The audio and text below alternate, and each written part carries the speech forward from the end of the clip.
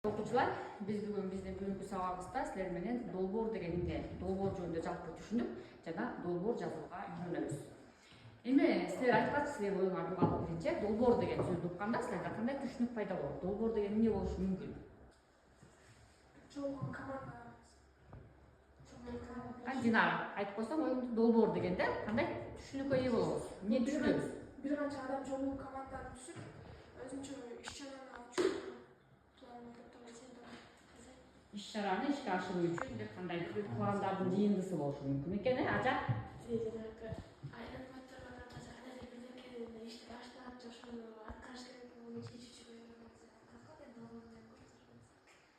Дагы кимде ой бар? Долбоор мисалы биз сынакка катышып ошол сынактын негизги максатын ошол жака тиркеп, ага мисалы жетектеген мугалим эжелердин аттарын тиркеп, ошол негизинде сынак жөнүндө жалпы маалымат бере турчу нерсе деп менин оюмча.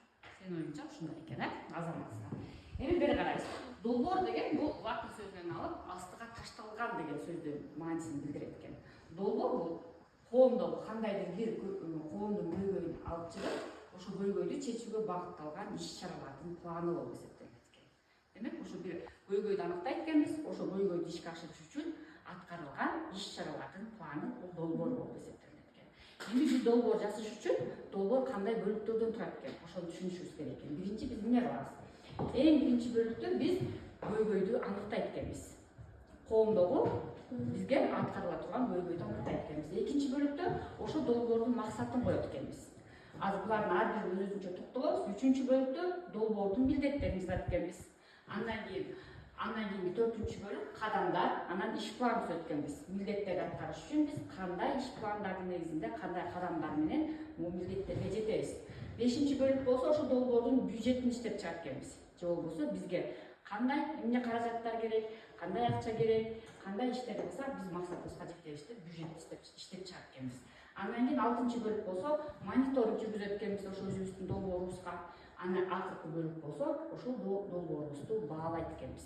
Же болбосо биздин аныктаган көйгөйүбүз максатка жеттиби, ошо көйгөйдү чечтикпи деп эң аягында долбоордун аягында биз эмне жүргүзөт экенбиз? Баалоо жүргүзөт экенбиз. Мына долбоор ушундай 7 бөлүктөн турат экен. Айыл түзөт экенбиз, дөмөлүү, нарын району, мектеп түзөт экенбиз, Өмүр Токтосун атында орто мектеби, мектептин жетекчиси, Кадырова Назгүл, анан командалар. Эмгенде бирөө жазгачы биздин көйгөй эмне болду? Көйгөй деген бир нерсенин жоктугу эмес экен, бир нерсе жетишпей жатат деген көйгөй болуп эсептелбейт экен. Анан биздин көйгөйүбүз эмне болду? Кана көчөдөн бери айтып атабыз, Полицияны баштыкан көйгөйшү. Ошол биз жана көчө кизилдөө иштеринен силер эмнени байкадыңар? Биздин аныктаган көйгөйүбүз бул Дөбөл айылынын тургундары салган баштыктарды эбегейсиз колдонгондугуна байланыштуу биздин экосистемабыз бузулуп жатат. Биздин аныктаган көйгөйүбүз ушул. Биз силер менен көйгөйдү аныктап алдык. Эми ошо көйгөйдүн келип чыгуу себептерин аныктап алышыбыз керек экен. Эмне себептен, кандай себеп болгондо ушул көйгөйлөр бизге келип чыкты? Селфан баштыкты биздин айылдын тургундары эмне себептен ушунчалык эбегейсиз чоң колдонуп атат деп ойлойсуңар? Себептерин айтабыз, кана? Себеби деген биз супермаркеттерге же дүкөндөргө барганда ал деген салфанды бекер деп айтышканы менен ошо продуктыларга негизи акчасын кошуп берет, анан биз аны бекер экен деп биз салфан баштарды ала беребиз. Ошого. Эко баштыктардын сабатылган башка эко эмес, башка баштыктардын жоктугунан ушул салфан баштыкты колдонот экенбиз. Дагы эмне себептен колдонобуз салфан баштыкты? Чийет, чоң алып. Экосистема дегенде бар экен, ошого, Айылдын экосистемасына тест таасирин тийиши мүмкүн экен. Айылдын экосистемасына тест таасирин тийгизсе эмне болот? Адамдын жана жаныбарлардын ден соолугуна таасирин тийгизет, Ден соолук бузулса, оорулап чыгат, Оор болсо адам эмне болот? Максаты, көйгөйдүн милдеттери, анан кадамдар, иш пландар. Мына 3 топ менен ушул 3 бөлүктү иштейбиз. Чыгат деген көйгөй болду. Биздин көйгөй эмне болду? Биздин көйгөй айыл тургундары салфан эбегейсиз колдонот. Экосистемага терс таасирин тийгизип жатат. Көрдүңөрбү? Эми моореки көйгөйдү азыр максатка айландырат. Кантип айландырат экен? Карап келе. Биз милдеттерди 3 милдет коюп чыктык. Милдеттер бул натыйжа. Ушул натыйжага жетсек, бул натыйжалар биздин максатка алып келет. Ар бир милдет кадамдарга бөлүнөт. Kadınlar bu bizim içerler. Bu bizim iş bağımız. Eğer de biz işçilerimizi, cumhurlarımızı tavat kırsak, al bizde milletlerimiz alıp gelir. Milletimiz olsa bizim maksatımız alıp gelir.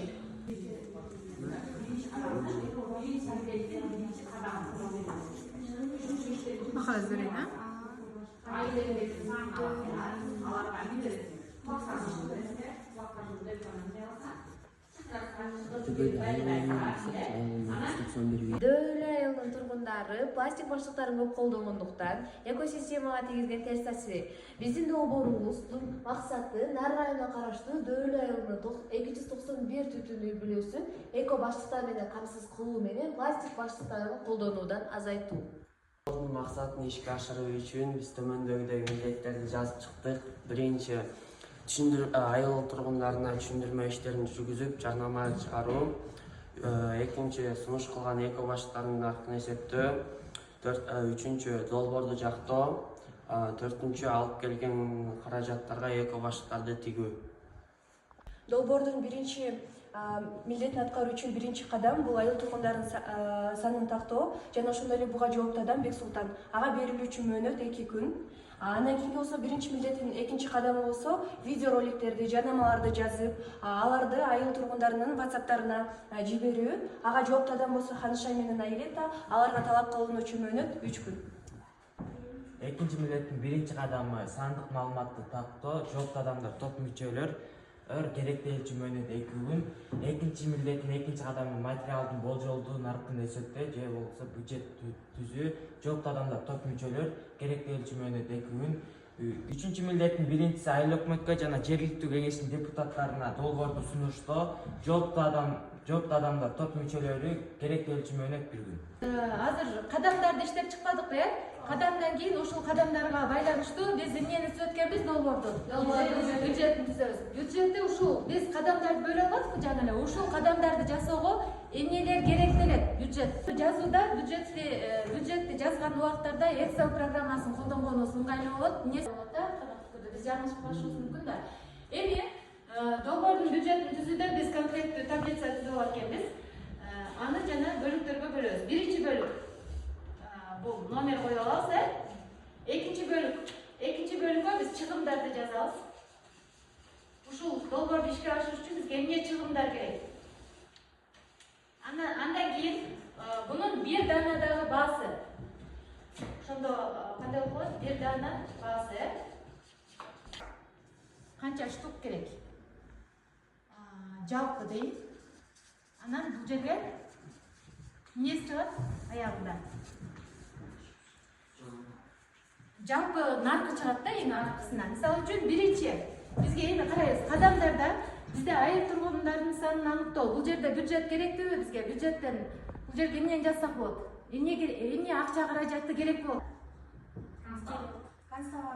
Констоварларды жазса болот. Эми 5 штук керек деп коелу. 5 штук.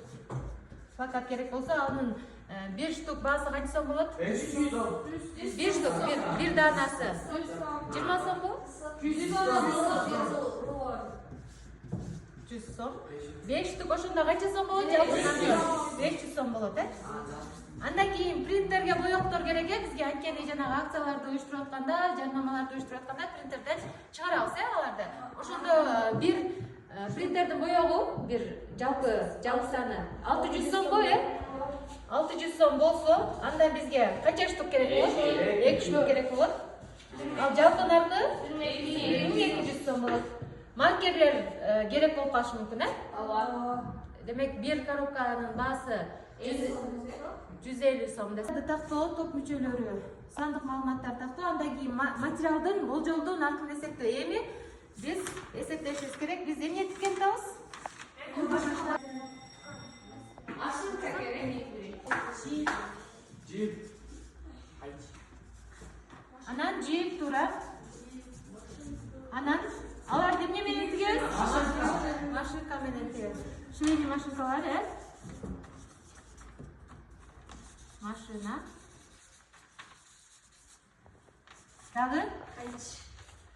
Кайчы, топчу, булар эмнеге аталат негизи? кайчы, топчу, анан жанагы метрлер, кездемеченеге эмне жалпы жөнүнөн эмне деп аталчу эле? Фурнитура. Туңар беле? Узундугу. Ооба, 50-ге 50 десек дейт. Узуну турасы алда. Кездемелер негизи кандай сатылат билесиңерби?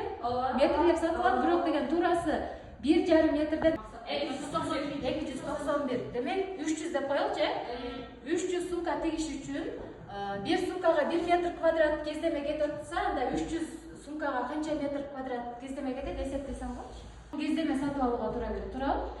Эгер кездеменин наркы 200 сомдон 500 сомго чейинки аралыкта ала турган болсок, бизге канча сом кетет? 300 сумка тигиш үчүн узун турасы 50 сантиметрде болгон сумканы элестеткиле, анда канча кездеме керек болот? Ошондо 1 сумкага 1 метр квадрат кездеме кетет. 75 метр. 75 метр. Демек, кездемелер 75 метрди алдык, анын саны канча болот?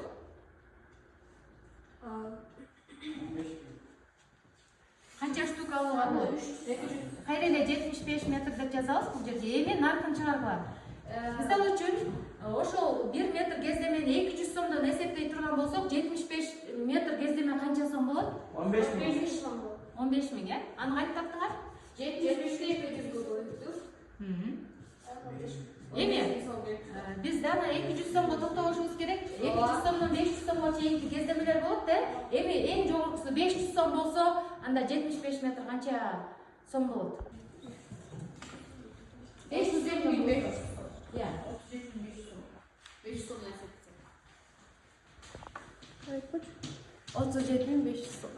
37.500 сом болот, э? Андан кийин эки пачка болсо эле жетиштүү болот го, бизге пока. Эки пачка дейли. Андан кийин метрден бизге өтө көп кереги жок. Эки пачка 500 сом. 200 сом. 200 сом.